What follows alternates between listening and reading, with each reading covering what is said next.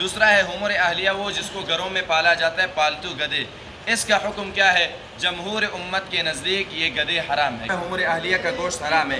امام مالک رحمہ اللہ کے نزدیک گدھے کے گوشت کے بارے میں 3 اقوال ہے۔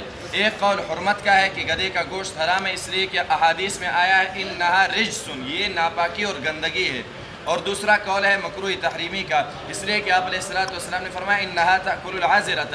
اور تیسرا قول یہ کہ مکروہ تنزیہی ہے، اس لیے کہ آپ علیہ السلام نے فرمایا کہ یہ حمولۃ الناس ہے، لوگ اس پر باربرداری کرتے ہیں، اگر گدھے کو حلال کر دیا جائے تو پھر لوگوں کو باربرداری کے لیے کوئی جانور نہیں ملے گا۔ جمہور امت فرماتے ہیں حرام ہے۔ پھر حرمت کی وجہ کیا ہے؟ 3 وجوہات یہی ہے، یا تو یہ گندگی ہے، یا یہ کہ یہ گندی چیزیں کھاتا ہے، یا تیسرا یہ کہ لوگوں کی باربرداری کے لیے۔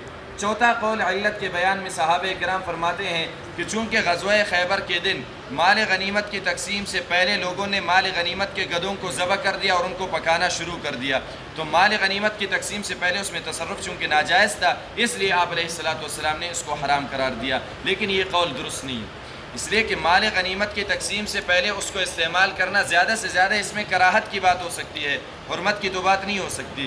نیز یہ صحابی کی اپنی رائے ہے، آپ علیہ السلام کی تقریر اس میں شامل نہیں ہے۔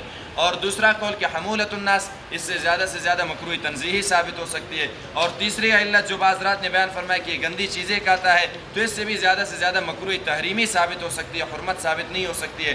حرمت کی علت ایک ہی ہے اور متعین ہو گیا کہ یہ انہا رجسن، یہ خود گندی مخلوق